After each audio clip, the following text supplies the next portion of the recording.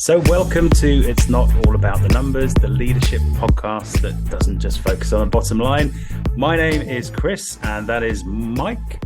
Hi, everyone. And our co-host this week is Rachel Harris, founder of Accountancy and StriveX Accountants. Hello, Rachel. Hi, everybody. Thanks for having me, Chris.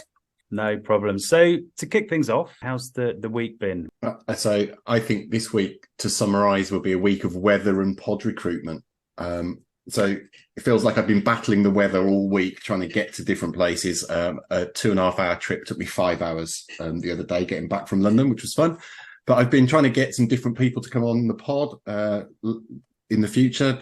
So we talk about transforming and transformation, and that's all for me. That's all about communication. So I've got a couple of great communicators up my sleeve with very, very different styles. So I'm not going to tell you who they are yet, and I'm not telling Chris who they are yet either. But watch this space. Some interesting stuff there.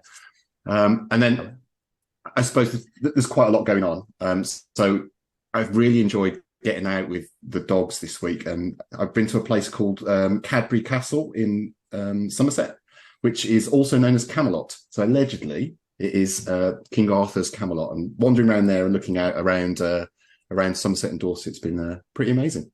So nothing to do with the chocolate then? That's disappointing.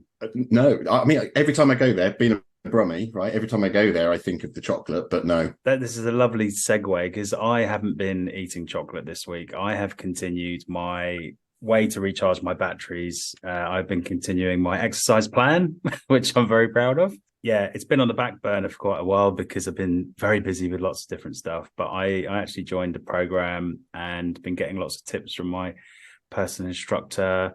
I've got the Fitbit back on. I've got back onto Strava. So that is all going very well. And I actually feel like I've got time for it now because I don't know about you. I've always got to focus on it almost completely in my personal life. Otherwise, I get distracted by the pub and wine and takeaways and all that sort of stuff. So I'm focused on it completely post the Gen CFO Academy and all of that good work. So the run up to Christmas is going to be lean, but then December I'm going to go for it. Oh, I'm just excited. Yeah, excited for Christmas. I'll be slamming the Toblerones.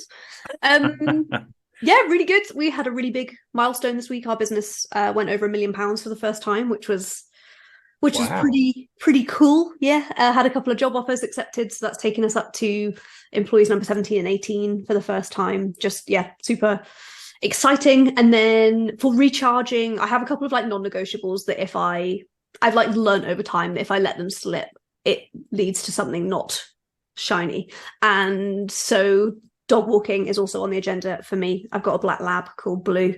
So we go out for an hour every single day. So walking the dog, solid 8 hours sleep is recharging the batteries. And I feel like they're the non-glamorous ones, but they're the ones that have become non-negotiables in my life because I actually understand the significance of, I need to reflect. If I'm not doing them on one day, what has led to that happening? Because something's gone wrong. I do wonder, again, what the algorithm's going to make of this podcast, because there's a lot of dog chat early on. So I think we might be attracting some dog listeners somewhere along the line. But I listen to the podcast when I'm walking the dog, right? Like walking the dog is my podcast time. So it's capturing a beautiful market.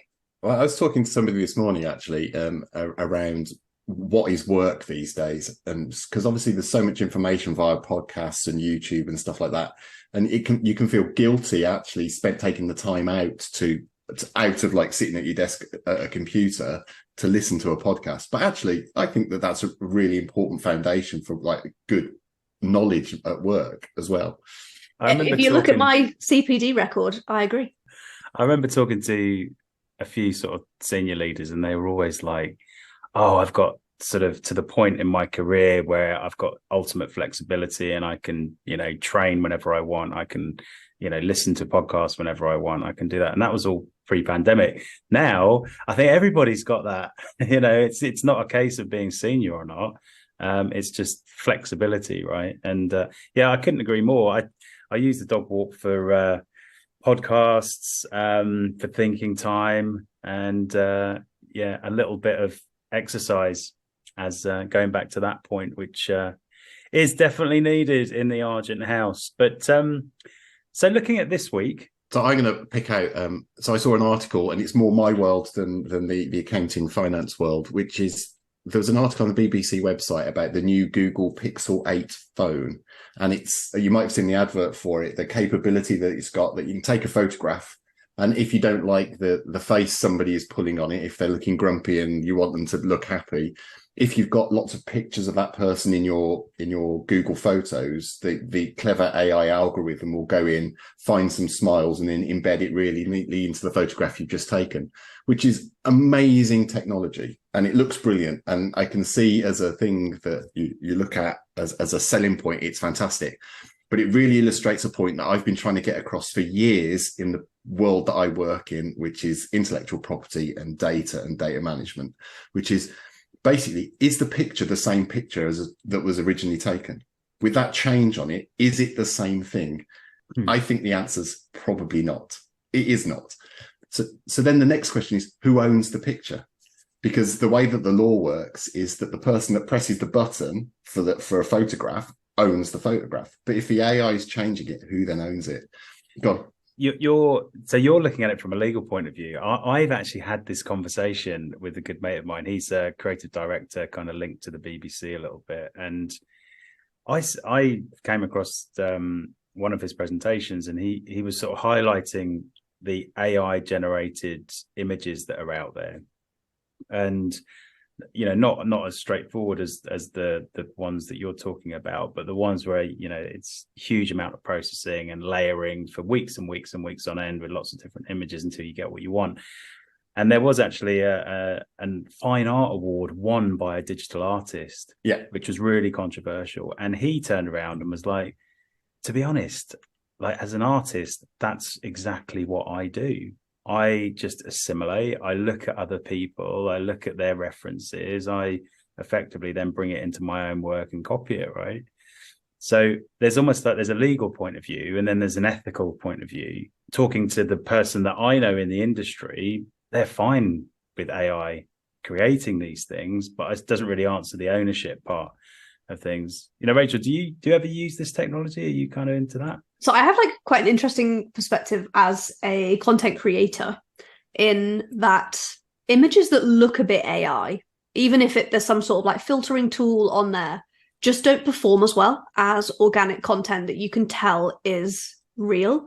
And so as a content creator, there's huge amounts of trial and error in what I do, whether it's video content, picture content, and actually filtered content in any way just does not perform in the same way. And so I would actually choose to, the example on the link that Mike shared was people smiling or not smiling in photos.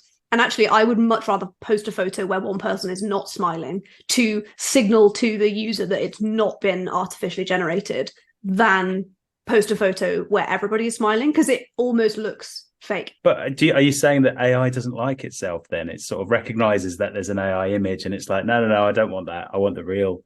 Is it something in the algorithm? Or do you think it's how people engage or with if it's humans engaging or not engaging with it that's then feeding the algorithm to reject AI content? I think what's interesting in this is that we're getting to the point where the technology now it's very, very difficult to tell the difference.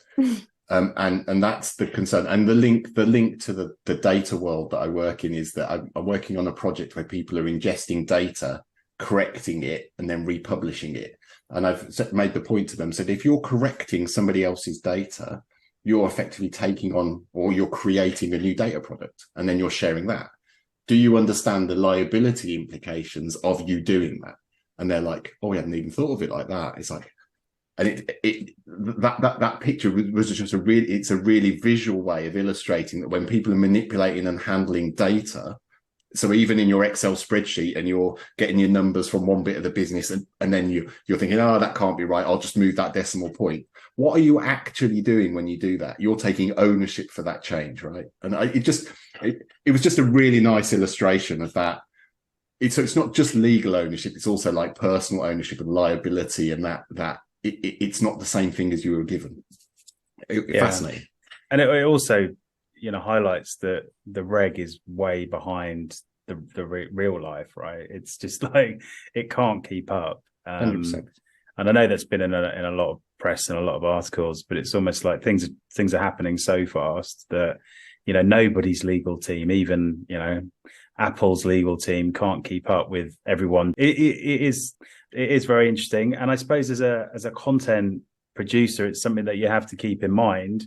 But moving on, you work in a startup, you founded this business, you do a lot of content creation, as you just said, but there's definitely a difference between small and big business when it comes to kind of things like change and transformation, which is what Mike and I talk on, and how we communicate stories. Yeah, 100%. So it's probably worth saying, so Chris and I actually know each other because we both sit on the board of directors of a multi-million-pound charity that's AAT, which is the governing body for accountants in the UK, 124,000 students across 105 countries. It's huge. And I feel like for me, one of the best bits that I've taken from sitting on such a huge board is the desire to maintain agility within my business at all costs, to always improve the speed of decision making, to keep core values, culture, and why at the center of everything that we do. And so I think for me, agility is the number one advantage that I have over any other accountancy practice that is bigger than ours. Are you suggesting that enterprise might be a bit slower than startup? Oh, 100%, especially from we scaled up to £1 million, and actually my cap table is me and my husband.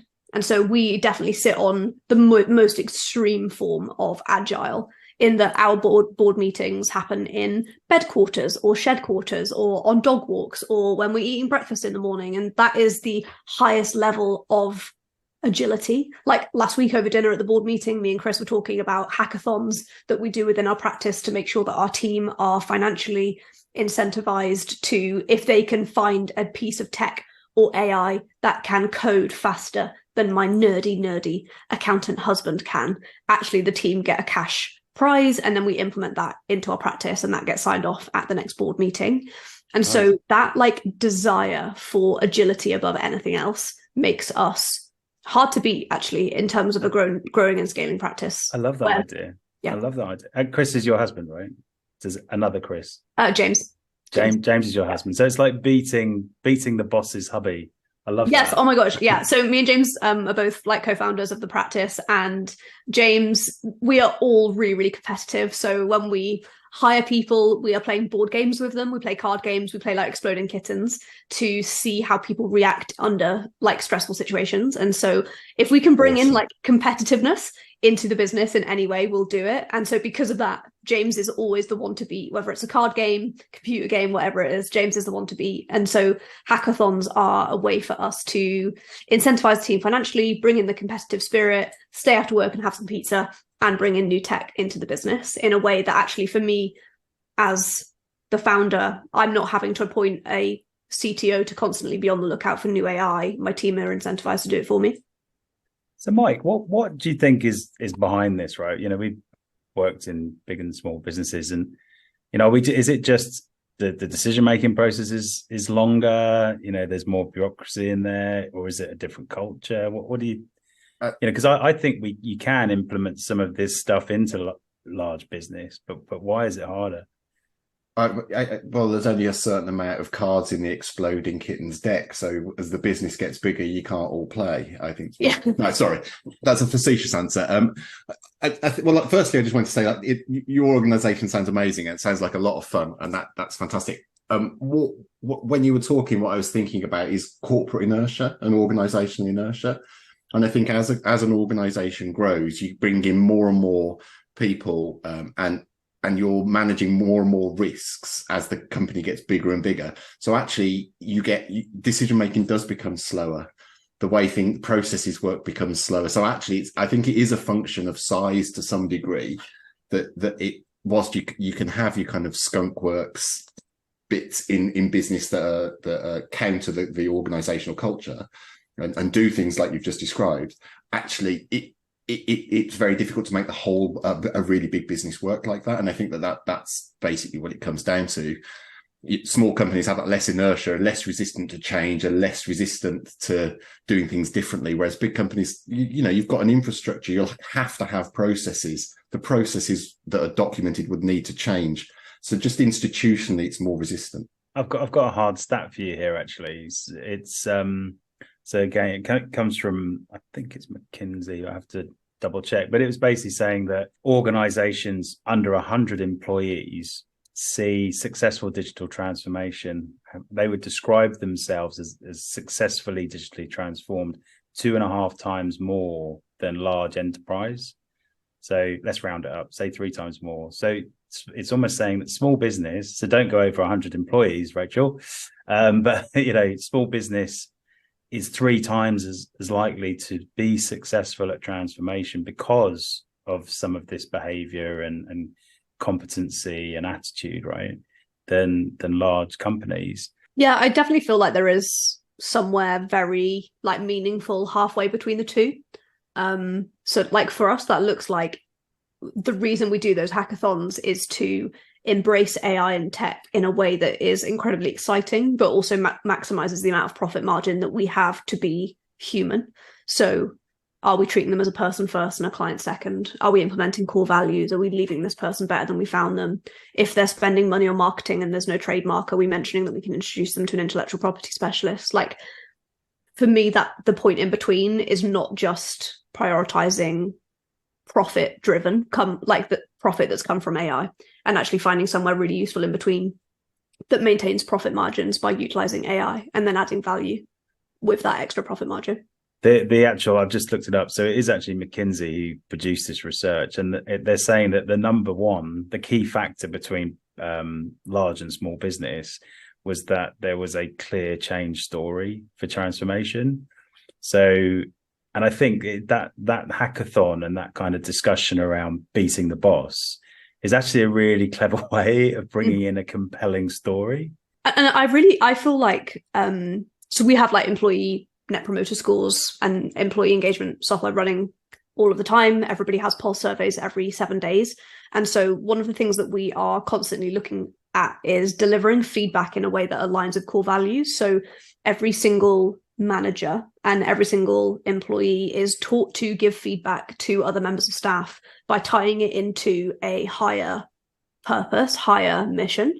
So are you referencing a core value when you're giving somebody feedback? Because actually that should be the reason that you're giving feedback. Could you have done that better? How can we more closely align this client's experience with the 10 out of 10 example that I would expect? And so it not just coming from the founder, I think, as you grow, can really help you to like maximize that and train your team to tie any bit of feedback, whether that's internal or external, to higher purpose and where you're going. That's really interesting, because what was going through my head as you're describing that is that what you've set, it sounds like what you've set is a really clear endpoint of what you want the business to be like, and that's your core values, and actually everything else that you're doing is pointing at that thing. Yeah. And because everybody else in the business gets it, they're all pulling in the same direction. And it struck me that one of the differences between and so it might not be a small business, big business thing, but it might actually be how clear is your endpoint thing. Yeah. In bigger organizations, and what you've described is also incremental steps. Yeah. So lots of little incremental things that are all pointing in that direction. Transformation for big organizations is usually a big project with big money.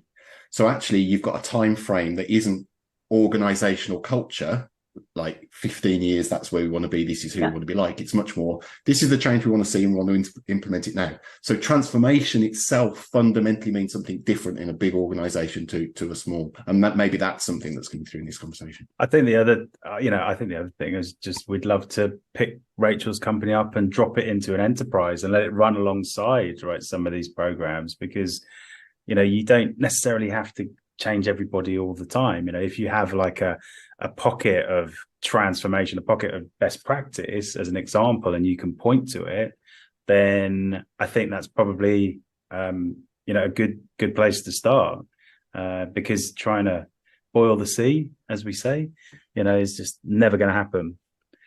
So you sort of said about being a content producer and content creator, and there seems to be a bit of a debate as to whether, this is professional communication or not, or whether it's seen as unprofessional. How can you educate the masses on this? Because, I see you across a lot of channels. What's your take on this being a professional way to communicate? So for me, I create long and short form content across YouTube, Instagram, TikTok, LinkedIn, in video format, picture format, and written format. And so I create content in nearly every single possible way that exists on the internet at the moment. I have monetized my content, that my personal brand is now worth more than 6 figures on top of the practice that's worth £1 million. Our practice has scaled predominantly down to social media. In an industry where there is currently a recruitment crisis, I have 137 people on a waiting list waiting to join my firm.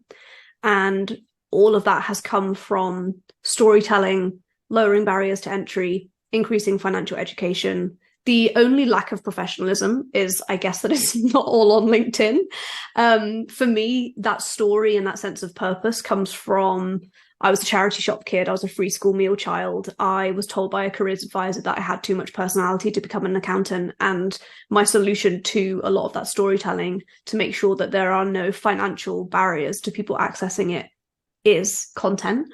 And it's my job to monetize it behind the scenes. So I land brand deals, I do speaking gigs, I do podcasts. Like, my personal brand is monetized in nearly every single format through online courses and brand deals. But it's entirely professional. I do a really serious job. I don't take myself too seriously, but I'm not an unprofessional person. I've done TV appearances, radio appearances, and actually I've probably done far more for making financial education accessible than people who purely create content on LinkedIn. So by definition, it is professional, right? You get. I was going to say that that sounds phenomenally professional, and it sounds amazing. I think the thought that went through my head as you were talking is, having worked in, like, again, back in big organizations, there's like a snobbery around old school comms and engagement. And what you're describing is there's a different way of doing it. And that way of doing it is no less professional. It's just different. And round of applause. Fantastic.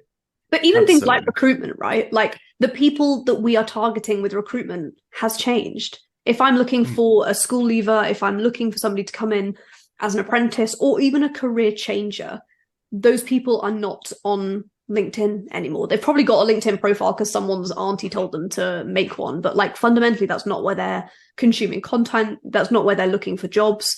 Gen Zs, as an example, are far more purpose-driven organizationally than they are over pay and benefits package. So we take our team on an all-inclusive, all-expenses-paid holiday to Mallorca every year because we know that our target demographic crave experience over anything else. We pay them incredible salaries, 10% above what they could get anywhere else. But through doing all of these things, we are so targeted and intentional. And I'd say, for me as a content creator, that's probably one of the biggest misconceptions that I get, is that content is very, like, slapdash. You just walk around with your phone hanging out the car window at all times trying to make content. Like, content is so intentional, and any piece of content you've ever seen of mine online has been entirely intentional. And if you can't work out what I was trying to do with that bit of content, I've probably not released it yet. That's amazing. And it pays for itself, right? Because, you know, you're clearly saving on recruitment costs. If you have, you know, a lot of people who want to join because of the culture, you know, and obviously I use LinkedIn quite a lot and it's changing all the time, but it's definitely not like the CV repository that it used to be. It's much more aligned to a social media platform now. And I think that goes along with this authentic leadership kind of trend as well. You know, people want to be seen, whether you're a CEO or otherwise. They want to be seen, you know, authentically. They want to be seen out, you know, having drinks, having dinner, you know, also nailing the quarterly report. So, well, yeah, I mean, I think that kind of links back to what you were saying when we were talking about the picture, you know, the Google Pixel earlier. It's humans can sense inauthenticity in stuff immediately. It's more difficult with the photos now, but what you're just describing is exactly the same thing. LinkedIn used to be a repository of inauthentic nonsense, and it is becoming less that. It is becoming more human. But I think what you're describing, Rachel, is that it's really elsewhere. It's not just in that place. Yeah, I guess it's just authenticity, like in all formats, right? Whether it's picture content, your tone of voice, not just showing the shiny stuff. Like, that is authenticity. That is, if someone had this perfectly curated LinkedIn profile, and I had them versus someone who was actually building a personal brand through storytelling their authentic journey in finance, I know which one I would rather pick. Yeah, absolutely. Interesting. So let's move on. So just a quick request: if you do want to get involved in the podcast, then please send questions or your speaker requests to podcast@generationcfo.com. And this week we had a question on the community about Gen AI and about using Microsoft Copilot. But it was overruled for a much more interesting question, which is, what do you fear most, clowns or data? And so my answer is clowns with data. And that's the biggest problem is that I see is that people get and are in charge and use data all the time, but don't actually know what they don't know. So they are the clowns, and that causes, well, I suppose that's what keeps me in business, but it's also the thing that is the scariest. Rachel, I don't know how you follow that. Oh, clowns every time. Clowns are terrifying. Is this because you've watched too many films? Or... Too many scary films. I know where I stand with data. I can reconcile data. Yeah. Clowns, rogue.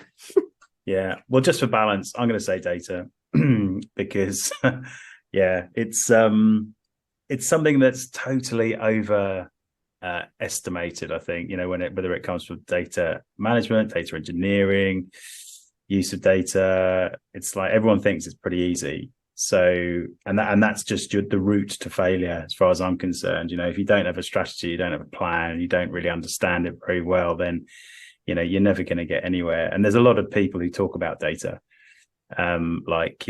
it's data's the new oil. That was the one a couple of years ago. It's like, yeah, but what does that mean? Be really specific about your data, and then you won't fear it at all. Anyway, that was much better than my Copilot question, so I'll give you that. Thanks for vetoing me on that one. So, good data, bad data. Now we actually struggle a lot with this, don't we, Mike, to find the good data? But apparently, you have something. I found it really easy this week. Good data. I mentioned right at the start that it's been a weather-filled week, and one of the things that I've been most impressed by this week has been the weather forecasts on my Apple phone. And the new Apple app, it's almost, I don't know if you remember Back to the Future 2, where it gets out of the car and it's raining. It says, it'll stop in 15 seconds and the rain stops. It's almost like that now, the Apple weather app. So I was in London and trying to catch a tube and had to walk to the tube station. And I waited until it said it was going to stop raining, and it stopped raining and I was dry. So yeah, Apple weather app, there you go. I have actually heard quite a lot of adverts being pushed to me. Has there been a new release recently? Because this is how big companies work. They ingested another app and chewed it up and added it to their own, and made their own much, much better. There was an app called Dark Sky.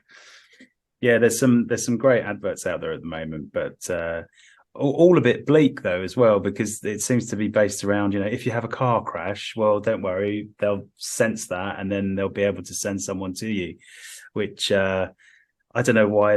Is that a core reason for buying a watch? I don't know. Yeah, I even on the Apple Watch, my husband just got an Apple Watch. He's been very underwhelmed. Like, he was told by a PT to get one, and it just has not been blown away by it. Like, I'm all for smart watches and smart tech, but I only have a Fitbit for that purpose, because I only want to know that much, and I also want to be able to turn my phone off. And I find those things, that's my personal boundaries, right? So yeah, it's horses for courses. I was thinking that at the beginning when we were talking about, normally you had to be this ultimate, you had to be at a certain point in business or your career to have time where you could utilize in other things. But I now think it's the opposite. Like, I'm at the point where I have to schedule time to just not do anything, because I've crammed and crowbarred so much like data, whether it's I'm getting ready in the morning or I'm listening to brown noise while I'm trying to concentrate. Like, actually, I think it's going back the other way, in that you have to get back to this elite status to actually be switched off from things and not be turned on all the time. So like, I go and stay in like forest holidays where I intentionally don't have phone signal because I feel like that's becoming the new elite, is just the opposite of whatever everybody else is doing. But like, having time where you're not doing anything, you're not consuming data, you're not like doing that. I feel like that's going to become the new cool. We've gone all the way back around to our amazing dog walks, right? So on the bad data side, unfortunately, there has been quite a lot of bad news in the press around. Let me just quickly check. Oops, I've lost my. No, this is not good for podcasting. I've actually lost my note. So it's actually Boohoo. It was Boohoo are facing £100 million lawsuit because of allegations of modern slavery. And it's wiped off £1 billion from the business value. So pretty amazing stuff in these modern times. And that is definitely bad data. By the way, I have a bit of a leaning towards retail because that's my background. So you'll see lots of things about that. And maybe next week I'll talk about Rick Astley being part of Sainsbury's Christmas ad because that sounds like fun. Fun good data. But anyway, look, I'll stop butchering the podcast and I will wrap things up. So thank you, Rachel, for being part of this. It is great to see such a purpose-led kind of modern thinking leader, and clearly that is equating into a successful business. So thank you for being part of that. Can I add the word? The stories that you gave, the examples that you gave were inspirational in terms of the approach of you don't have to be dull, boring, and there's an inspiration in like exploding kittens as part of your recruitment. I love it. So thank you for that. Thank you guys so much for having me. And if you do want to be part of the podcast, as I say, then reach out to podcast@generationcfo.com. And we always have shout outs at this point in time. So last week it was great to be able to talk about some charity work that some of our members were doing. But whatever it is, then feel free to reach out to us there. So anyway, thanks again. Thank you, Mike. Thank you. Thank you, Rachel. Thank you. And remember, it's not all about the numbers.